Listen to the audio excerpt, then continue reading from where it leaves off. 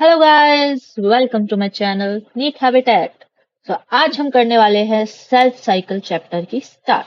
तो cell cycle को हमने डिवाइड किया है दो पार्ट्स में, दैट इज माइटोसिस जो आज हम कवर करेंगे, एंड नेक्स्ट जो हमारी वीडियो होगी डे आफ्टर टुमारो की, हम उसके अंदर करेंगे मियोसिस। तो आज हम करने वाले हैं mitosis, that is also known as equational division.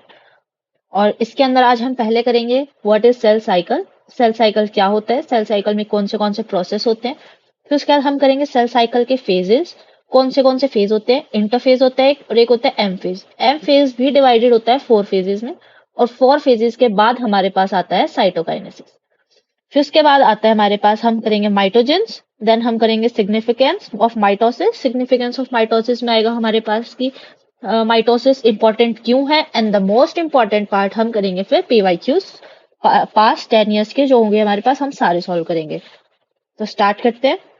तो cell cycle and cell division, इस चैप्टर के अंदर हम लोग करने वाले हैं कि एक जो सेल होता है वो डिवाइड कैसे करता है, और प्लांट सेल्स के अंदर कैसे डिवाइड करता है, और एनिमल सेल के अंदर वो कैसे डिवाइड करता है। तो cell division is very important process in all living organisms, वो यूकैरियोट हो चाहे प्रोकैरियोट हो, दोनों के अंदर सेल डिवीजन एक बहुत ही इंपॉर्टेंट प्रोसेस है। जब सेल डिवाइड करता है तो उसके अंदर क्या क्या होता है, उसके अंदर डीएनए रेप्लिकेशन भी होता है और सेल ग्रोथ भी होती है। तो all these processes, cell division, DNA replication and cell growth, ये तीनों प्रोसेस मिलके क्या बनाते हैं हमारे पास, सेल साइकिल।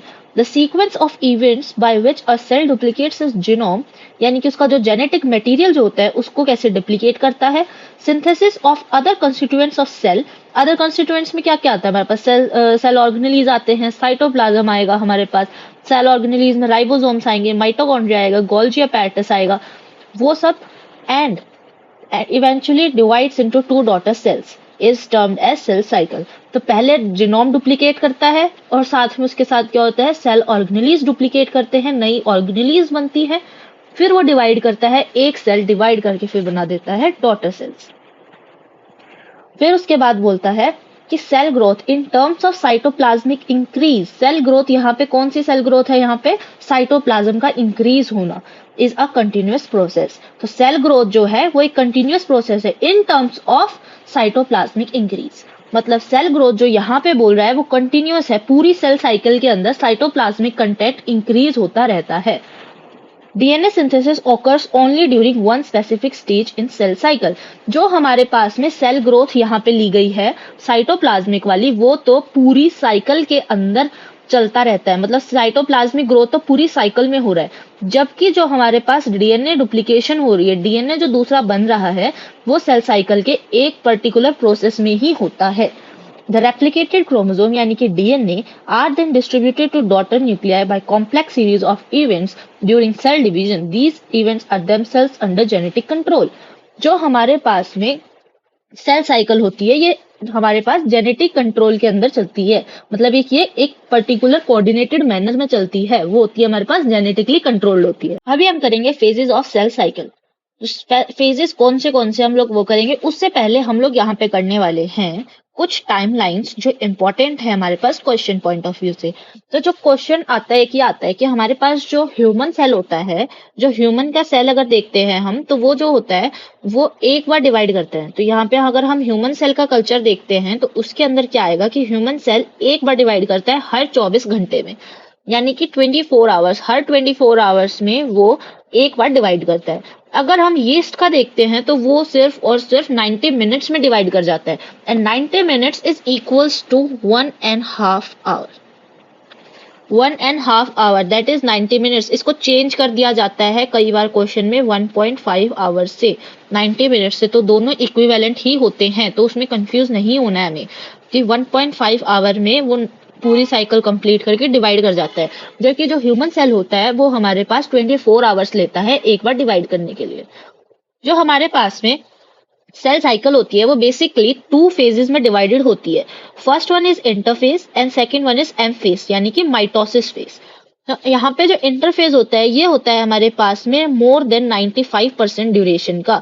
अगर हम यहाँ पे ह्यूमन वाली की बात करते हैं तो ह्यूमंस के अंदर 24 आवर्स का अगर टाइम है पूरी सेल साइकिल का, तो उसके अंदर 23 आवर्स होगा इंटरफेज का, और 1 आवर या फिर इसको बोलेंगे हम 60 मिनट्स वो होगा हमारे पास में एम फेज का, यानी कि माइटोसिस फेज का। तो यहाँ पे क्या है, एम फेज जो होता है ये लेस देन 5% होता है। इंटरफेज जो होता है ये हमारे पास में मोर देन 95% टाइम, यानी मोर देन 95% ऑफ ड्यूरेशन होता है सेल साइकिल का। तो अभी हम इन दोनों को डिटेल में करेंगे। जो इंटरफेस होता है ये मेटाबॉलिकली मोस्ट एक्टिव होता है, यानी कि यहाँ पर जो सेल होता है वो बहुत ज्यादा एक्टिव होता है, बहुत ज्यादा वर्क कर रहा होता है जो सेल होता है। तो इसीलिए इसको कौन से क्या बोला जाता है, मेटाबॉलिकली मोस्ट एक्टिव स्टेज। तो इंटरफेस क्या है हमारे पास में, मेटाबॉलिकली मोस्ट एक्टिव होता है ये। जो एम फेज होता है ये क्या रिप्रेजेंट करता है, ये रिप्रेजेंट करता है हमारे पास कैरियोकाइनेसिस प्लस साइटोकाइनेसिस। तो कैरियोकाइनेसिस मीन्स क्या है, कैरियो मीन्स होता है न्यूक्लियस, काइनेसिस मीन्स होता है डिवीजन। तो न्यूक्लियस का डिवीजन जो होता है वो होता है कैरियोकाइनेसिस, और साइटोकाइनेसिस आ जाता है हमारे पास में। तो उसका मतलब क्या होता है, साइटो मीन्स होता है सेल, काइनेसिस मीन्स डिवीजन। तो पहले हमारे पास न्यूक्लियस डिवाइड करता है और फिर उसके बाद हमारे पास में सेल डिवाइड करके दो डॉटर सेल्स बनाती है। तो ये होता है। तो हमारे पास सबसे पहले आता है इंटरफेज, देन हमारे पास आता है ये वाला जिसमें 4 फेजेस है, कैरियोकाइनेसिस, देन होता है साइटोकाइनेसिस, और फिर उससे बन जाती है दो डॉटर सेल्स। तो ये होती है हमारे पास सेल साइकिल। फिर जो हमारे पास में आता है interphase last more than 95% of duration of the cell cycle, जो हम मैंने अभी बता दिया है। M phase starts with the nuclear division that is karyokinesis, and उसके बाद क्या होता है हमारे पास में साइटोकाइनेसिस, यानी डिवीजन ऑफ साइटोप्लाज्म। इंटरफेज को हम लोग रेस्टिंग फेज भी बोलते हैं। अब रेस्टिंग फेज इसलिए बोलते हैं, जो ये इंटरफेज है इसको रेस्टिंग इसलिए बोलते हैं क्योंकि अगर हम इसको वैसे देख रहे होते हैं बाहर से तो वो एक ही सेल दिख रहा होता है, उसमें दो सेल, मतलब उसके अंदर सेल ऑर्गेनेल्स तो डुप्लीकेट कर रही होती है बट वो एक ही सेल दिख रहा होता है। जब यहाँ पे जब न्यूक्लियस डिवीजन आता है उसके बाद सेल की लास्ट फेज जो होता है हमारे पास टीलोफेज, वहां से स्टार्ट हो जाता है इलोंगेशन दिखना, फिर उसके बाद साइटोकाइनेसिस होके तो वो डिवाइड ही हो जाता है। तो इसलिए इसको हम लोग बोलते हैं रेस्टिंग फेज। रेस्टिंग फेज के साथ साथ हम इसको और क्या बोल सकते हैं, इसको हम बोल देते हैं प्रिपेरेटरी फेज, यानी कि ये प्रिपेयर कर रहा है अपने आप को। तो ये अपने आप को प्रिपेयर कर रहा है डिवाइड करने के लिए, तो इसको प्रिपेरेटरी फेज भी बोला जा सकता है। और इंटरफेज के अगर क्वेश्चन आता है कि ये कहाँ प्रेजेंट होता है, तो इसमें क्वेश्चन आ सकता है between two successive M phase, यानी कि दो सक्सेसिव, यानी कि एक एम फेज है और एक और एम फेज है, ये दो सक्सेसिव एम फेज है, इन दोनों के बीच में जो प्रेजेंट होता है वो होता है हमारे पास इंटरफेज। तो यहाँ पे इसका क्या आ सकता है, between two successive M phase. तो ये क्लियर हो गया यहाँ पे। अब जो आता है हमारे पास में इंटरफेज दो called resting phase is the time during which cell is preparing for division. आगे ना प्रिपेयरिंग फॉर डिवीजन, इसीलिए इसको बोल देते हैं preparatory phase, by undergoing cell growth and DNA replication in an orderly manner. तो जो इंटरफेज होता है वो भी डिवाइडेड होता है 3 फेजेस के अंदर, that is G1 phase, G stands for gap, तो G1 फेज, सिंथेसिस फेज यानी S phase, and G2 phase यानी कि गैप 2 फेज। तो यहाँ पे हमारे पास 3 फेजेस हैं और हम इनको पहले क्या करेंगे, डायग्राम में करेंगे, उसके बाद हम इसको अच्छे से कवर करेंगे। पहले हम इनके कॉमन नेम्स देखने वाले हैं कि इसको क्या क्या बोला जाता है और ऐसा क्यों बोला जाता है, ताकि उसके नेम्स अगर हमें समझ आ जाएंगे तो हम लोग फिर उसको आगे से पहले हम फिर एनसीईआरटी रीड करेंगे, देन हम उनके फीचर्स को यहाँ नोट करते जाएंगे। तो सबसे पहले अगर हम लोग यहाँ पे देखेंगे तो हमारे पास आ रहा है यहाँ पे G1 फेज। तो पहले अगर हम इंटरफेस के बारे में अगर हमने देखा था, इंटरफेस के बारे में यही लिख देती हूँ मैं। तो इंटरफेस जो हमने इंटरफेस पढ़ा था उसके अंदर हमने देखा था इसका एक नाम था हमारे पास में resting phase, resting phase name था इसका। एक था हमारे पास में प्रिपेरेटरी फेज, क्यों, क्योंकि ये प्रिपेयर कर रहा है सेल को डिवाइड करने के लिए। फिर उसके बाद हमने देखा कि इसका जो टाइम होता है वो होता है मोर देन 95% ऑफ द ड्यूरेशन। जो टोटल ड्यूरेशन होती है उससे 95% टाइम जो होता है उसमें वो होता है, ज्यादा होता है 95 से भी, 95 के इक्वल और 95 से ज्यादा, तो इक्वल एंड 95 से ज्यादा। और यहाँ पे आ जाता है कि ये होता है between two successive M phases. दो एम फेज, जो दो सक्सेसिव एम फेज होते हैं उनके बीच का होता है इंटरफेज। अब हम करेंगे सबसे पहले G1 फेज। तो G1 फेज के हम यहाँ पे अगर फीचर्स लिखेंगे, G1 यानी कि गैप 1 फेज। तो गैप वन फेज जो होता है इसको हम लोग और क्या बोलते हैं? That is known as post mitotic. Post mitotic and post mitotic and pre synthetic phase. Synthesis phase. अब पोस्ट मतलब होता है बाद में, और माइटोटिक मतलब यहाँ पे है एम फेज। एम फेज के जस्ट बाद आता है हमारे पास जी1 फेज। तो इसको हम बोल सकते हैं पोस्ट माइटोटिक भी, और जी1 फेज हमारे पास एस फेज से पहले आता है, यानी कि प्री सिंथेसिस भी होता है। तो इसको हम बोलते हैं पोस्ट माइटोटिक और प्री सिंथेटिक फेज, यानी कि प्री सिंथेसिस फेज। जो हमारे पास में अगर हम देखेंगे जी2 फेज, अब हम देखने वाले हैं जी2 फेज। जो जी2 फेज है, अब ये आ रहा है हमारे पास एम फेज से पहले। एम फेज से पहले आ रहा है यानी कि pre mitotic, and synthesis phase के बाद में यानी कि पोस्ट सिंथेसिस, तो also known as pre mitotic and post synthesis phase. तो इसको हम बोल रहे हैं pre mitotic and post synthesis phase. अभी हम पहले एनसीईआरटी कर लेंगे रीड, उसके बाद हम लोग इनके फीचर्स लिखने वाले हैं। तो एक बार मैं इसकी हेडिंग्स बना देती हूँ। यहाँ पे एस फेज, एस फेज, फिर हम करेंगे इनके डिस्क्रिप्शन यहीं पे, एंड देन हम लोग आगे चलेंगे। तो सबसे पहले हम लोग कर रहे हैं जी1 फेज। तो एनसीईआरटी बोलती है जी1 फेज के बारे में, G1 phase corresponds to the interval between mitosis यानी कि माइटोटिक फेज और इनिशिएशन ऑफ डीएनए रेप्लिकेशन। इसको यहाँ अगर हम छोड़ दें और यहाँ वाली लाइन पे आ जाएं, एस फेज और सिंथेसिस फेज जो होता है marks the period during which DNA synthesis और रेप्लिकेशन टेक्स प्लेस। जो एस फेज होता है इसके अंदर डीएनए सिंथेसिस हो रहा है। सिंथेसिस अगर अगर आप देखा जाए तो सेल डिवीजन में मेनली कैरियोकाइनेसिस यानी न्यूक्लियस का डिवीजन मेन होता है। अब न्यूक्लियस में क्या होता है हमारे पास? डीएनए। अब वहां उसका सिंथेसिस जो कर रहा है डीएनए सिंथेसिस हो रहा है, यानी कि सिंथेसिस फेज में हो रहा है। तो डीएनए सिंथेसिस और डीएनए का रेप्लिकेशन जो हो रहा है हमारे पास में, वो सिंथेसिस फेज में हो रहा है।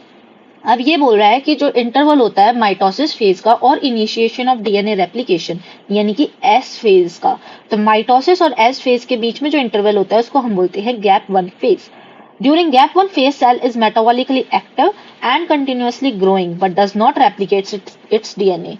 तो गैप वन के अंदर डीएनए नहीं हो रहा है रेप्लिकेट, बट उसके अंदर सेल क्या हो रहा है? ग्रो कर रहा है। अब ग्रो कंटिन्यूअसली ग्रो हमने करा था साइटोप्लाज्मिक ग्रोथ। साइटोप्लाज्मिक ग्रोथ हो रही है इसके अंदर, तो गैप वन के अंदर हो रही है साइटोप्लाज्मिक ग्रोथ। यहाँ पे हम लिखेंगे कि यहाँ हो रही है हमारे पास में जो कंटिन्यूअसली ग्रो जो हमें दिया हुआ है, ये रेफर कर रहा है साइटोप्लाज्मिक ग्रोथ से। साइटोप्लाज्मिक ग्रोथ हो रही है यहाँ पे। तो हम यहाँ देख रहे हैं कि फिर आता है एस फेज, और यहाँ पर डीएनए जो होता है वो सिंथेसिस और रेप्लिकेट कर रहा है। अब यहाँ पे अगर देखेंगे तो इसके अंदर आता है, अगर इनिशियल अमाउंट हमारे पास डिनोटेड है 2C से, यानी कि इसका कंटेंट है, ये 2 कंटेंट है इसके अंदर, 2 कंटेंट 2C। इसको अगर हम अगर यूनिट्स में आ जाए तो 10 पिकोग्राम अगर हम एग्जाम्पल ले लें, पिकोग्राम की यूनिट्स में हम इसको काउंट करते हैं। और अगर इसको हमने मान लो 10 पिकोग्राम डीएनए हमारे पास पहले था, तो बाद में वो बढ़ के हमारे पास में 20 पिकोग्राम हो जाएगा, डबल हो जाता है। कंटेंट तो डबल हो जाएगा, लेकिन जो क्रोमोसोम नंबर है, अगर क्रोमोसोम हमारे पास में एक क्रोमोसोम है तो वो एक ही रहेगा। क्रोमोसोम का नंबर चेंज नहीं हो रहा है, बट उसके अंदर जो डीएनए का कंटेंट है वो चेंज हो रहा है। अगर हम इसको अच्छे से समझने के लिए एक एग्जांपल लेते हैं, तो हमारे पास है डीएनए, जिसके अंदर हमारे पास फर्स्ट एक डीएनए है, ये है हमारे पास में, अगर हम मान लेते हैं एन है, मतलब हेप्लॉइड है, ये है हमारे पास में जी1 फेज में।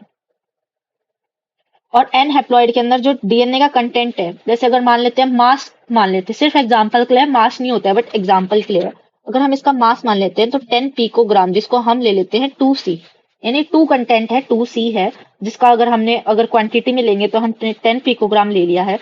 अब वो आता है एस फेज में, यानी कि उसका डीएनए रेप्लिकेट कर रहा है। अब एस फेज में आ रहा है तो वो यहाँ पर क्रोमोसोम का नंबर चेंज नहीं होएगा, एन ही रहेगा, हेप्लॉइड ही रहेगा, बट जो उसका कंटेंट होगा वो डबल हो जाएगा, यानी कि उसके क्रोमेटिड्स डबल हो रहे हैं।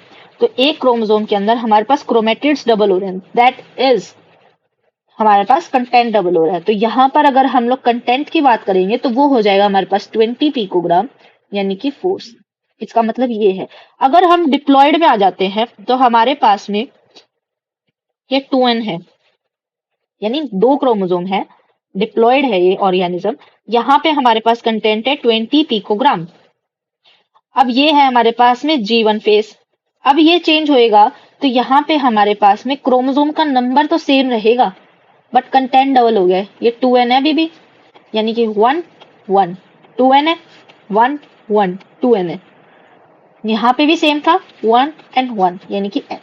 अब यहाँ पे अगर कंटेंट देखें, यानी कि एक ये 10 पिकोग्राम का था और ये 10 का था, ये 20 पिकोग्राम। अब यहाँ पे डबल हो गया कंटेंट, तो 1 4 यानी कि 10 एंड 10 20 एंड ये पूरा 20, तो 20 20 हो गए हमारे पास 40 पिकोग्राम्स। तो ये चेंज होता है यहाँ पे एस फेज में। कंटेंट डबल होता है बट नंबर डबल नहीं होता, नंबर सेम रहेगा हमारे पास। और ये क्वेश्चन में बहुत कंफ्यूज किया जाता है, बहुत इंपॉर्टेंट है ये चीज जो हमारे पास है, no increase in chromosome number. ये बहुत इंपॉर्टेंट है, क्वेश्चन में आता है और कंफ्यूज करने के लिए ही आता है। If cell had diploid or 2n number of chromosome at G1, even the after S phase, the number of chromosome remains the same, यानी कि 2n। ये यही बोल रहा है कि S phase होने के बाद क्रोमोसोम का नंबर अगर G1 में 2n था तो वो 2n ही रहेगा, उसका नंबर चेंज नहीं होगा बट उसका कंटेंट डबल होगा, जो उसके अंदर प्रेजेंट है वो डबल होगा। तो इसका कहने का ये मतलब है। फिर इसके बाद हम आते हैं जो in animal cells during the S phase DNA replication begin in the nucleus and centriole duplicates in the cytoplasm. तो एस फेज के अंदर एक ये क्वेश्चन बहुत बार आता है कि जो सेंट्रियोल होता है, या इसको हम लोग यहाँ पे और लिख सकते हैं, सेंट्रियोल लिखा जा सकता है, या फिर यहाँ पे ये लोग लिख सकते हैं हमारे पास क्वेश्चन में सेंट्रोजोम। हमने सेल चैप्टर के अंदर किया था कि जो सेंट्रोजोम होता है वो 2 सेंट्रियोल के परपेंडिकुलर जो अरेंजमेंट होता है उसी से बनता है। तो जो सेंट्रोजोम भी दे सकते हैं और सेंट्रियोल भी दे सकते हैं। तो एस फेज के अंदर ही डुप्लीकेशन हो रहा है डीएनए का भी और सेंट्रियोल और सेंट्रोजोम का भी। तो ये क्वेश्चन एक आ जाता है कि जो सेंट्रियोल और सेंट्रोजोम डुप्लीकेशन है वो कौन से फेज में हो रही है। तो जर्नल जो ऑर्गेनेलीज होती है वो कर लेती है हमारे पास G1 के अंदर, G1 के अंदर डुप्लीकेट, और सेंट्रोजोम और सेंट्रियोल भी ऑर्गेनेली है बट वो G1 में नहीं करती है, वो एस फेज में करती है डीएनए के साथ डुप्लीकेट। तो ये बहुत इंपॉर्टेंट है ये भी, तो ये कंफ्यूज नहीं होना है इनके अंदर। फिर उसके बाद आता है हमारे पास में G2 phase. During the G2 phase protein are synthesize in preparation for mitosis while cell growth continues. तो सेल ग्रोथ यहाँ पे होती रहती है और साथ में प्रोटीन बनता है। उसमें भी कौन सा स्पेशल प्रोटीन बनता है, ट्यूब्यूलिन प्रोटीन बनता है, जो बाद में जाके हमारे पास स्पिंडल फॉर्मेशन में हेल्प करता है। तो ये हमारे पास है। तो अब हम करने वाले हैं यहाँ पे कुछ फीचर्स जो एनसीईआरटी में नहीं दिए हुए हैं वो भी लिख लेंगे, और हमने एनसीईआरटी कर ली है। अगर हम लोग G1 की बात करें तो G1 में हमारे पास हो रहा था, G1 के अंदर हमारे पास क्या क्या हो रहा था। G1 के अंदर हमारे पास में साइज सेल ग्रोथ हो रहा था, और इसके अंदर मोस्ट ऑर्गेनेली डुप्लीकेट तो कर जाती है, मोस्ट ऑर्गेनेलीज डुप्लीकेट, बट यानी कि यहाँ पे एक्सेप्शन आता है, एक्सेप्ट माइटोकॉन्ड्रिया, क्लोरोप्लास्ट एंड गोल्जीज, और साथ में अगर हमने देखा तो एक सेंट्रियोल्स। तो यहाँ पे ये चीजें नहीं होती हैं, तो इन चारों को याद रखना है, ये इंपॉर्टेंट है। इन चारों को याद रखना है, ये डुप्लीकेट नहीं होती हैं यहाँ पे। और जो हमारे पास ये होता है हमारे पास में G1 फेज, ये होता है हमारे पास longest and variable. Longest phase होता है यहाँ पे हमारे पास, वेरिएबल मतलब हर ऑर्गेनिजम्स में अलग अलग होता है, तो लॉन्गेस्ट भी यही होता है पूरी सेल साइकिल में। जो हमारे पास है G1 फेज, यहाँ पे क्या हो रहा है हमारे पास, ऑर्गेनेलीज डुप्लीकेट कर रहे हैं, यहाँ पे हमारे पास आरएनए बनता है, प्रोटीन्स बनते हैं, हमारे पास पॉलीमरेजेस बनते हैं, डीएनए पॉलीमरेज, आरएनए पॉलीमरेज, ये सब बनता है। और यहाँ पे क्या बनते हैं हमारे पास, इन चारों ऑर्गेनेलीज को छोड़ के सारी ऑर्गेनेली डुप्लीकेट करती हैं। तो एक्सेप्शन क्या है, माइटोकॉन्ड्रिया, क्लोरोप्लास्ट, गोल्जीज एंड सेंट्रियोल्स। फिर हम लोग आ जाते हैं एस फेज में। एस फेज क्या है हमारे पास, सिंथेसिस फेज, और इसको हम लोग और बोलते हैं also known as invisible phase, invisible phase, क्योंकि यहाँ पे सिर्फ और सिर्फ डीएनए डबल हो रहा है और हमारे पास सेंट्रियोल डबल हो रहे हैं जो ज्यादा नहीं दिखता है, तो इसलिए इसको इनविजिबल फेज बोल देते हैं। यहाँ पे हमारे पास डीएनए रेप्लिकेट करता है, डीएनए रेप्लिकेट्स, यहाँ पे सेंट्रियोल या फिर उसकी जगह हमें मिल सकता है सेंट्रोजोम डुप्लीकेट्स या सिंथेसाइज्ड। जो कंटेंट होता है वो हो जाता है डबल इंटू 2, और जो क्रोमोसोम नंबर होता है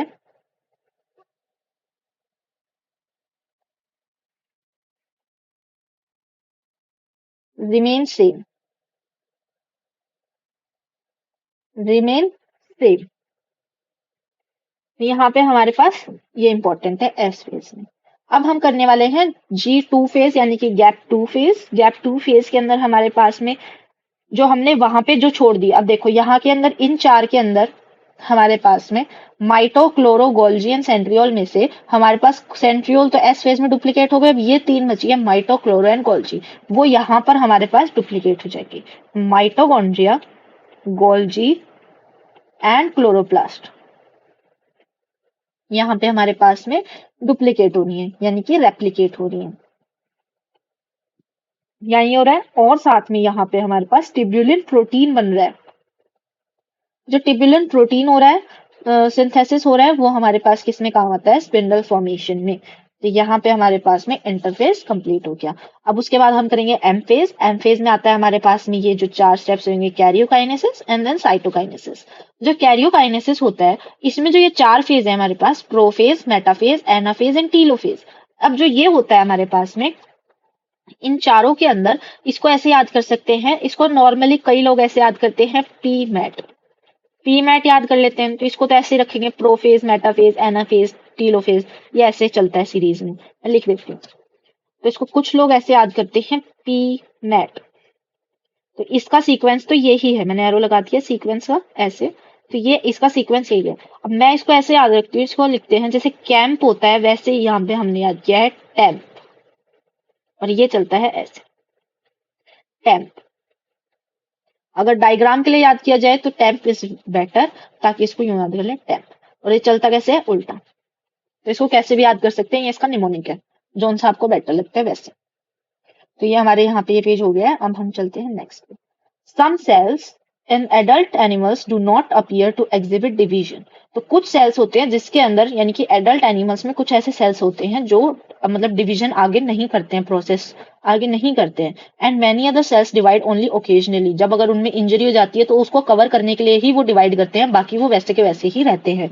तो वो सेल्स क्या करते हैं, एग्जिट कर जाते हैं सेल साइकिल को। और एग्जिट कब करते हैं, जब वो G1 फेज होता है उसके एंड पे। G1 फेज के बाद वो क्या करते हैं, एग्जिट कर जाते हैं और उस इनएक्टिव स्टेज के अंदर घुस जाते हैं, और उस इनएक्टिव स्टेज को हम बोलते हैं क्वीसेंट स्टेज। क्वीसेंट स्टेज या G0 स्टेज या G0 स्टेज। तो यहाँ पे G0 यानी नॉट, G0 फेज बोलते हैं क्वीसेंट स्टेज को, जहां पे जो सेल होता है वो एग्जिट कर जाता है सेल साइकिल को। अब वो सेल साइकिल के अंदर मेटाबॉलिकली एक्टिव होता है, मतलब वो सारे प्रोसेस कर रहा होता है। ये नहीं कि वो सेल ही इनएक्टिव हो गया है, वो सेल के सारे फंक्शन कर रहा होता है, बट वो आगे प्रोलिफरेट, मतलब वो आगे उसको डिवाइड नहीं कर रहा होता। मतलब डिवाइड नहीं कर रहा जब तक उसको बोला ना जाए, जब तक उसमें कोई ऐसे कोई ऑर्गन है, हमारे पास हर्ट है जो, जब तक हर्ट के सेल्स के अंदर इंजरी नहीं आएगी तब तक वो आगे उसको इंडिकेशन नहीं देगा कि आपको डिवाइड करना है, उसको कवर अप करने के लिए। तब तक वो वहां पे उस स्टेज में बैठा रहेगा सेल। तो उस जो यहाँ पे G1 के बाद जो फेज से एग्जिट कर जाता है, दैट इज G0 फेज, जिसको हम बोलते हैं क्वीसेंट स्टेज। तो क्वीसेंट स्टेज यानी कि G0 स्टेज जो इनएक्टिव है बट मेटाबॉलिकली एक्टिव है। और ये इंपॉर्टेंट लाइन है, ये असर्शन रीजन में आती है कि क्वीसेंट स्टेज में मेटाबॉलिकली एक्टिव होती है बट नॉट प्रोलिफरेट। तो इसको अगर हम देखें तो ये बहुत इंपॉर्टेंट लाइन है, metabolically active but no longer proliferate unless called on to do so। तो अब कुछ एनिमल्स ऐसे हैं जिनके अंदर मतलब in animals mitotic cell division is only seen in diploid somatic cells. Somatic cells कौन से होते हैं, जो हमारे पास में एक्स एंड वाई क्रोमोसोम को छोड़कर, यानी कि जो हमारे पास में सेक्स क्रोमोसोम्स होते हैं उनको छोड़कर जो दूसरे सेल्स होते हैं, जो गैमेट्स होते हैं उनको छोड़कर जो सेल्स होते हैं उनको बोलते हैं सोमैटिक सेल्स। जो नॉर्मल बॉडी बनाते हैं वो सोमैटिक सेल्स होते हैं हमारे पास में। तो वो सोमैटिक सेल्स होते हैं उनके अंदर दिखता है, यानी कि डिप्लॉयड सेल्स के अंदर हमें माइटोटिक डिवीजन दिखता है। Mitotic cell division is equational division, यानी कि दो इक्वल डॉटर सेल्स ही बनेगी। तो एक डॉटर सेल है उसके बिल्कुल इक्वल, मतलब एक सेल है उसकी बिल्कुल इक्वल ही दोनों डॉटर सेल होंगी, आपस में भी इक्वल होंगी, और जो उनके मदर सेल होगी उनके भी वो इक्वल होंगी।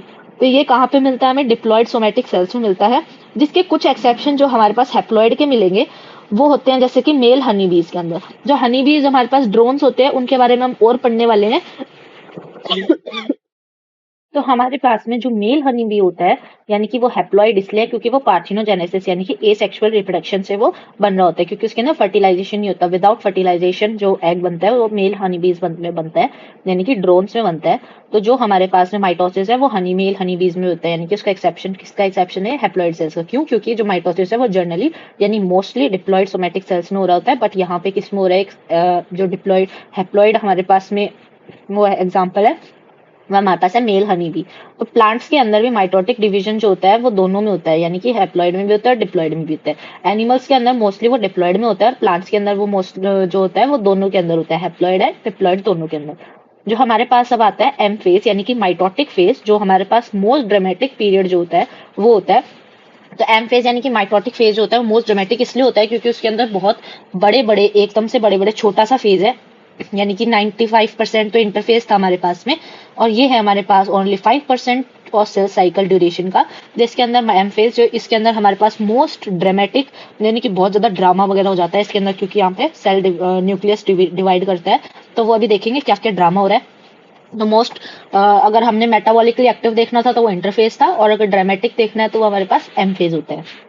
तो यहाँ पे जो होता है chromosome in parent and progeny cells जो होते हैं दोनों के अंदर, यानी कि daughter and parent cell, daughter and mother cell दोनों के अंदर सेम होता है, इसलिए इसको इक्वेशनल डिवीजन बोलते हैं। जो हमारे पास में एम फेज होता है ये होता है हमारे पास में, एम फेज जो होता है ये आता है हमारे पास में कैरियोकाइनेसिस प्लस साइटोकाइनेसिस,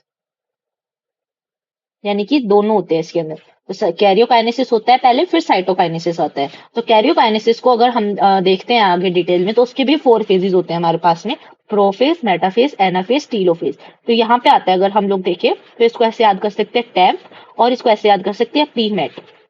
जो चलता तो ऐसे ही है, फर्स्ट पे प्रोफेज आता है, फर्स्ट स्टेज होती है वो होती है हमारे पास प्रोफेज, उसके बाद आता है मेटाफेज, उसके बाद आता है एनाफेज, एंड देन टीलोफेज आता है।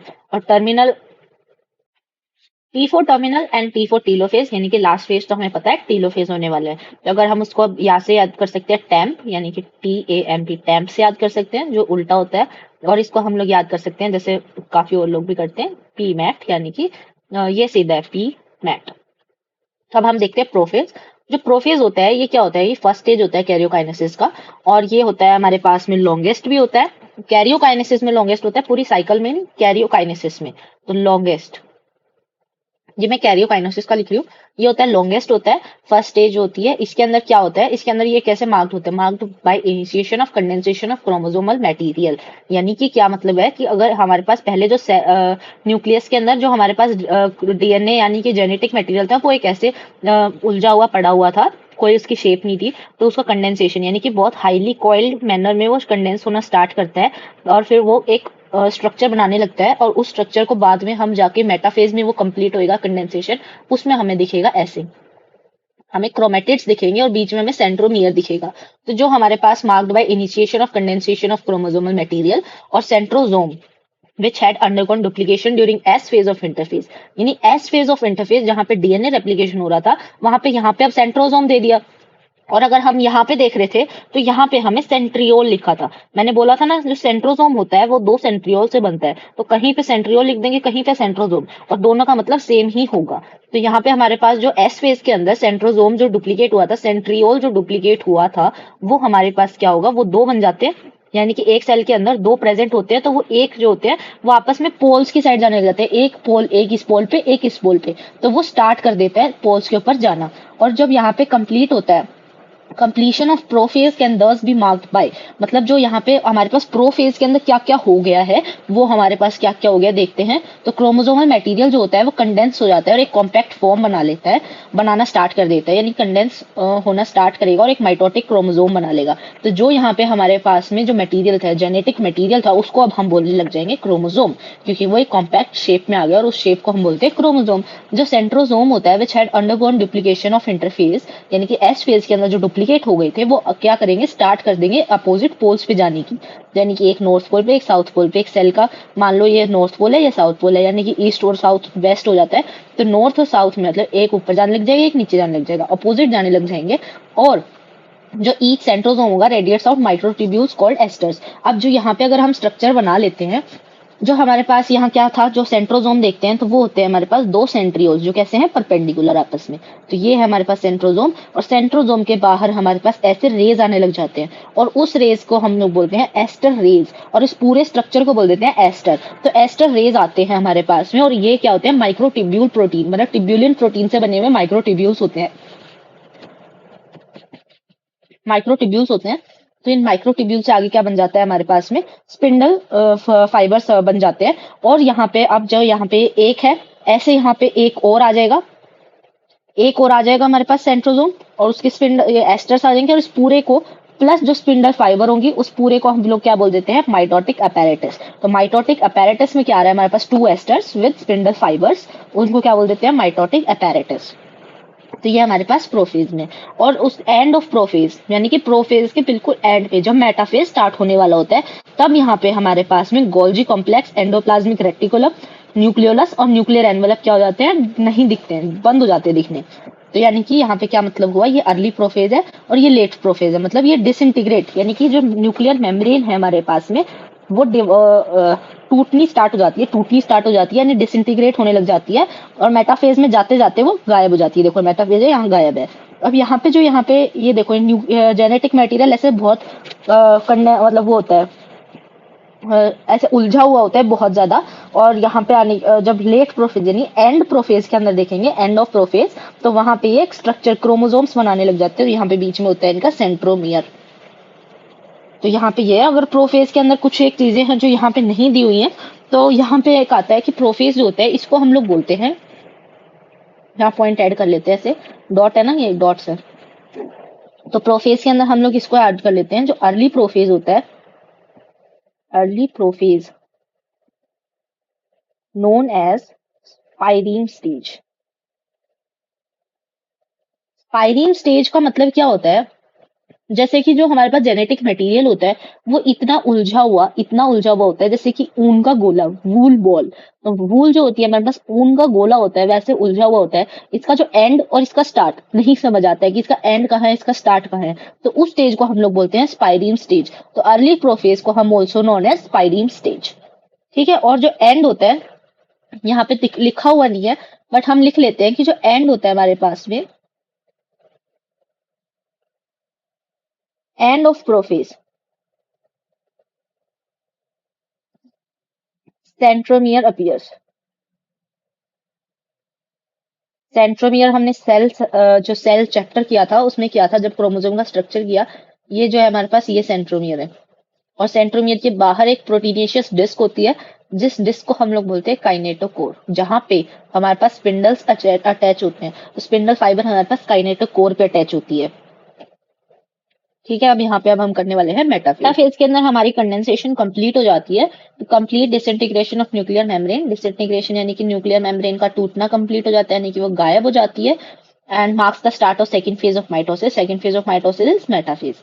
तो जो यहाँ पे जो कंडेंसेशन ऑफ क्रोमोसोम्स होती है यानी कंप्लीट हो जाती है, यानी प्रॉपर शेप में आ जाते हैं। अब प्रॉपर शेप में आ जाते हैं, यहाँ पे सेंट्रोमियर आ जाता है, काइनेटोकोर आ जाता है, क्रोमोसोम का पूरा स्ट्रक्चर आ जाता है, इसीलिए इसको बोलते हैं best phase two study morphology of chromosome. जो मॉर्फोलॉजी ऑफ क्रोमोसोम है वो यहाँ पे अच्छे से मोस्ट इजीली बेस्ट फेज कौन सा है मॉर्फोलॉजी पढ़ने का, वो है हमारे पास में मेटाफेज। तो मोर्फोलॉजी में एम स्टार्ट होता है एम से, और मेटाफेज में एम से स्टार्ट होता है मेटाफेज। एम यानी कि मोर्फोलॉजी मेटाफेज में आता है। तो मोर्फोलॉजी आती है हमारे पास में मेटाफेज में, इजिली स्टडीड हो जाती है।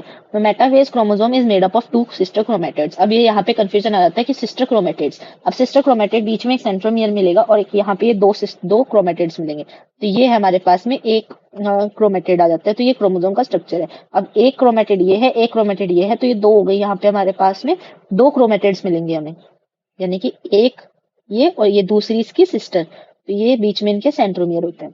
तो ये ऐसे मिलती है हमें, फिर which are held together by centromere.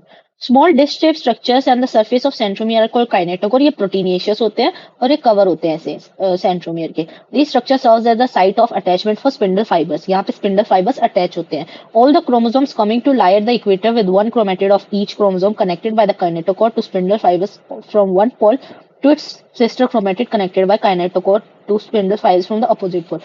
इसका ये मतलब ये है कि यहाँ पर जो हमारे पास ये हमारे एस्टर्स हैं, यानी कि जो हमारा सेंट्रोजोम्स था, तो सेंट्रोजोम से जो स्पिंडल फाइबर्स आ रहे थे वो अटैच हो जाते हैं काइनेटोकोर पे। अब जो हमारे पास में यहाँ पे ऐसे ये 2 क्रोमेटिड्स हैं, तो दोनों साइड काइनेटोकोर है। यहाँ वाला आएगा इसके यहाँ अटैच हो जाएगा, यहाँ वाला आएगा इसके यहाँ अटैच हो जाएगा। तो इसका कहने का ये मतलब है। और यहाँ पे आता है ये अटैच होके ये यहाँ पे अपोजिट पोल्स में, तो ये यहाँ पे ये जो अटैच हो रहा है ये वाला जो एरिया, ये इसका कहने का मतलब ये है कि ये ऐसे अटैच होता है काइनेटोकोर से।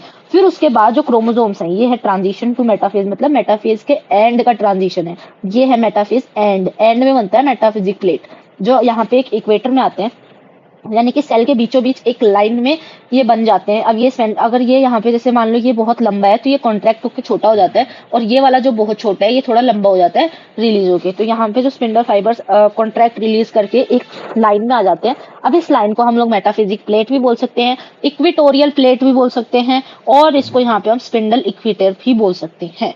तो यहाँ पे 2 चीजें हो रही है मेटाफेज के अंदर, एक तो स्पिंडल अटैच हो रहे हैं काइनेटोकोर से, और एक यहाँ पे स्पिंडल इक्वेटर बन रहा है। जो यहाँ पर जो ये ट्रांजिशन हो रही है, जो ये आ रहे हैं धीरे धीरे मेटाफिजिक प्लेट पे आ रहे हैं, तो इस ट्रांजिशन को हम लोग बोलते हैं कांग्रेशन स्टेज। तो इस ट्रांजिशन को, जो हम ये ट्रांजिशन हो रहा है, इसको हम बोलते हैं कांग्रेशन स्टेज।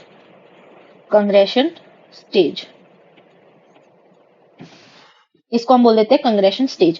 और यहाँ पे मेटाफिजिक प्लेट का और नाम जो दिया हुआ है वो है, मतलब देते हैं वो, एक तो है हमारे पास इक्वेटोरियल प्लेट एंड, या और बोल दो इसको, और ऑल्सो नोन एज है।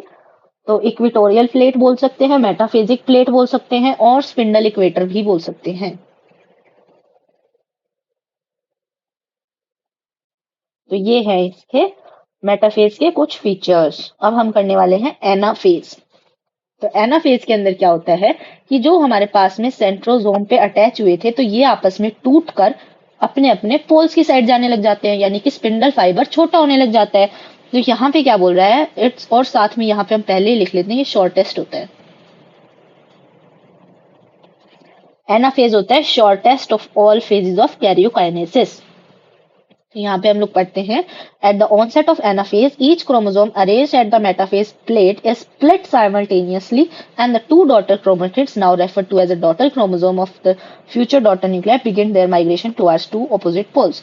ये जो क्या है कि ये यहाँ से टूट जाती है और ये अपने अपने पोल्स की साइड जाने लग जाती हैं, और उनको क्या, अब ये एक मदर क्रोमोसोम की जगह क्या हो गया है, एक डॉटर क्रोमोसोम हो जाएगा ऐसा।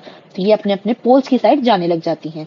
तो क्या होता है यहाँ पर, as each chromosome moves away from the equatorial plate, the centromere of each chromosome remains directed towards the pole and hence leading the edge.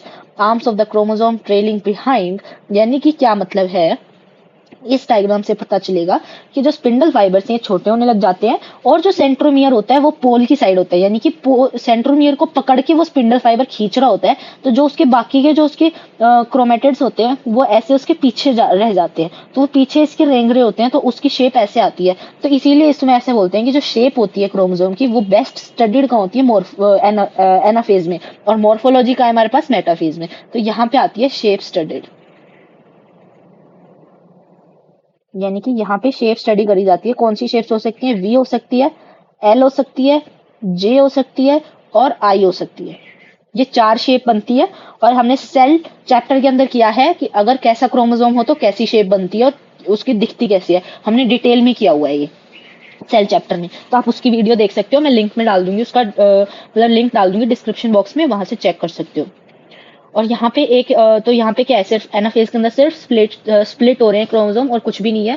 तो इसके अंदर क्या लिख रहा है, द की इवेंट्स क्या क्या है, सेंट्रोमियर स्प्लिट होके क्रोमेटिड सेपरेट हो जाते हैं और क्रोमेटिड कहाँ हो जाते हैं, अपोजिट टू पोल्स पे जाने लग जाते हैं।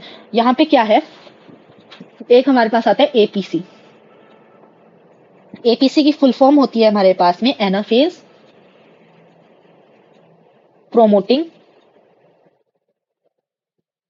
कॉम्प्लेक्स, यानी कि एनाफेज प्रोमोटिंग कॉम्प्लेक्स। अब हमें इससे नाम से ही समझ आ रहा है कि ये एक ऐसा कॉम्प्लेक्स, एक ऐसा केमिकल है जो एनाफेज को प्रमोट करता है। एनाफेज में क्या होता है, स्प्लिटिंग होती है, यानी कि स्प्लिटिंग को प्रमोट करता है। तो इसका मतलब ये क्या कर रहा है यहाँ पे, help in segregation, help in segregation of chromosome.